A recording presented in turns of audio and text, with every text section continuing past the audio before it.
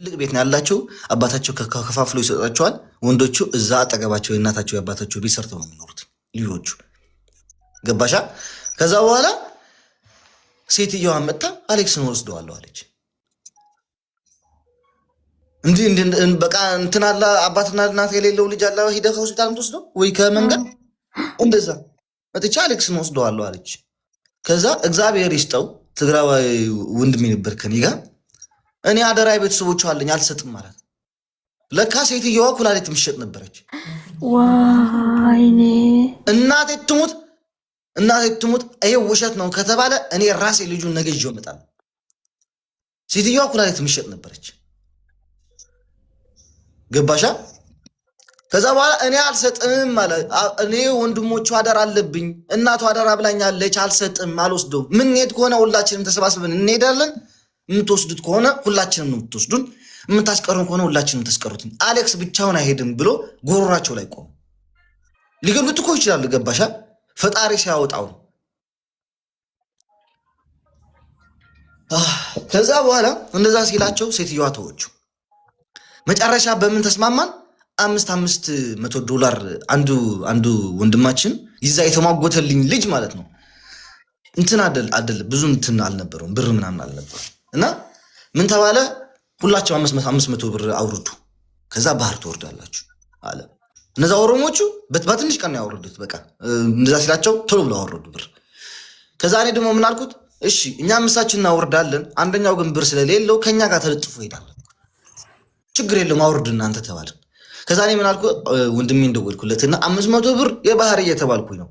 ከዛ መخزን ሄደን መቼ እንደምንወጣ ስለማናቅ 650 ብር ላክልኝ እና 150 ብሩን ይዤው ከኔ ጋር ወደ ባህር ልሄድ። ገባሽ? 500 ብር ደግሞ ለባህሩ ይሰጣል። በዚህ ተስማማ። እነዛ ኦሮሞዎች ሶስቱ ቀድመው ስላወረዱ እነሱ ሄዱ። ሰውየው ሊለቀን አልፈለገም። ምክንያቱም እንደ አህያ ነበር የምንሰራለን። እንደኛ የምንሰራ ኢቭን ሰራተኛ ቀጥሯል ራሱ እንደዛ የሚሰራለት ሰው ያገኝ። በምን የተነሳ ነው? በዛ ሌባ አጭበርባሪ ደላላ የተነሳ። እነሱ ባያዋርደን ኖሮ ማንም ልጣጫም ሱዳናዊም ሆነ መጥቶ ደላላ ሱዳናዊም ደላላ ሊቢያው መጥቶ ያዋርደን ነበር። ልጆች የታሉ የታስገባቸው ብሎ የሚጠይቅ ደላላ ቢሆን ኖሮ ይሄን ሁሉ ችግር አይገጥምብን ነበርኛ።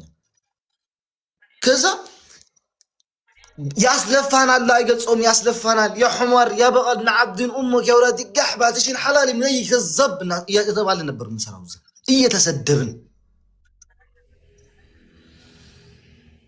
ገባሻ?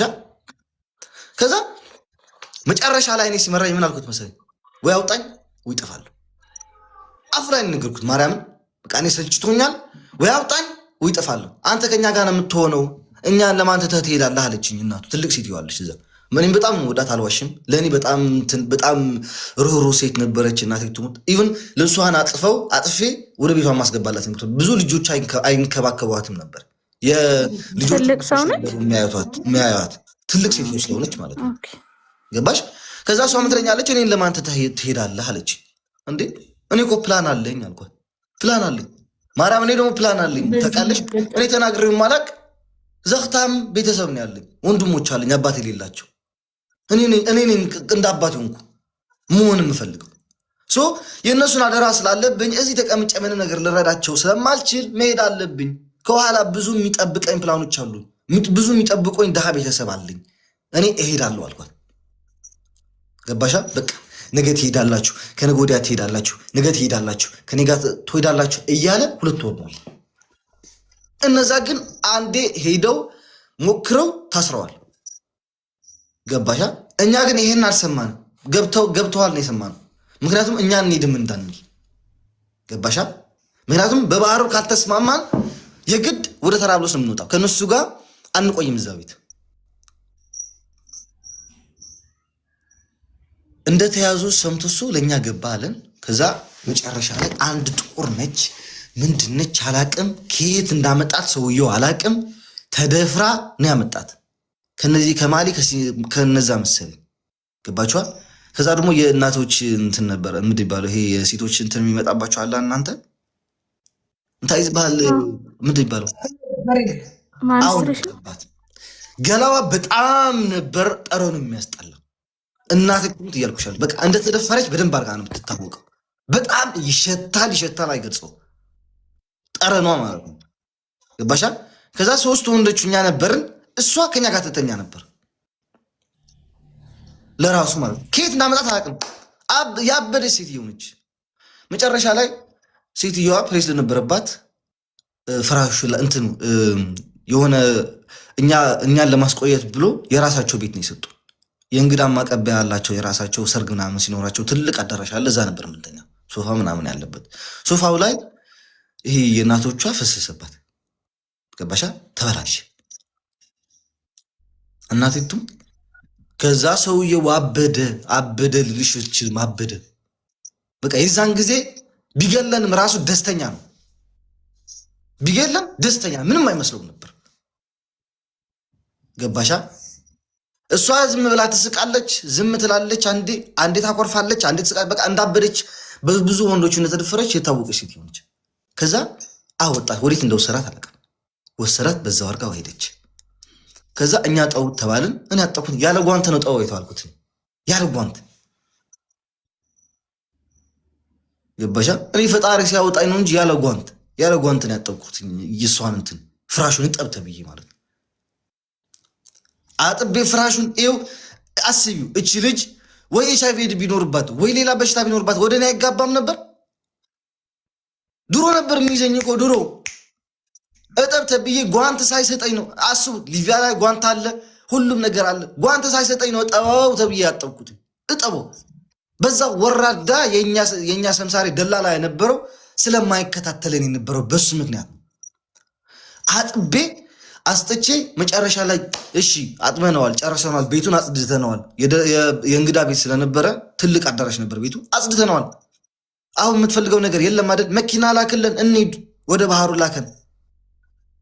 ሰብራታ የምትባል በሰብራታ ነበር የምትወጡ የተባለ። ሊቢያ ያለ ሰው በሙሉ ታውቁታላችሁ።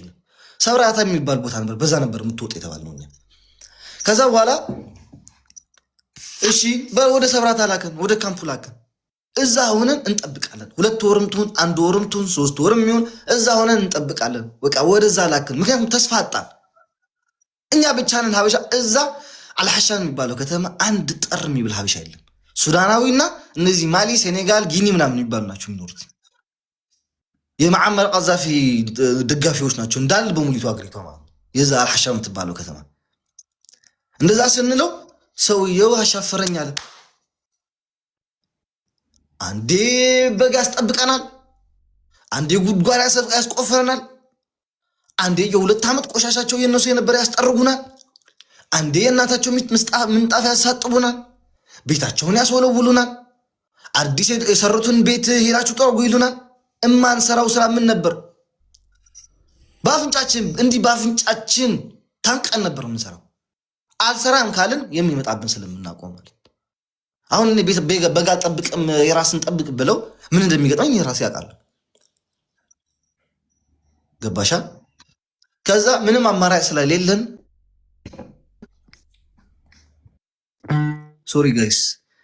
ከዛ ምንም አማራጭ ስለሌለም ምን አደረግን? እንደገና ያጠብነውን ፍራሽ ተመልሰን አስገብተን መተኛት ሞከር። ምክንያቱም ብርድ ሆነ። ይሄ ብርድ ልብስ ብቻ በታች አንጥፈን በላይ ደግሞ ሽፋን አድርገን ልንተኛ አልቻልንም። በጣም ብርድ ሆነ።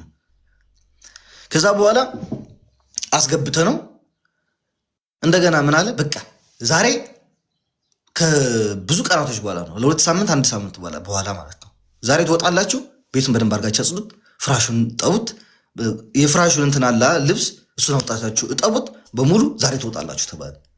እሺ ምንም አላልኩም። ማርያምን አጥቤዋለሁ፣ እንደገና አላጥበውም አላልኩም። እናጥበዋለን ችግር የለውም ብዬ እነዛ ከኔ ጋር የነበሩት ልጆች ያው ግሮመም ምናምን ቢሆን እንጠበው አልኳቸው። በቃ አጠብነው በስነ ስርዓት ማለት ነው። ከዛ ላከን ወደ መንገዱ፣ እዛ ተራውለስ ሰብራታ የሚባለው ከተማ ማለት ነው። ሰብራታ ሄደን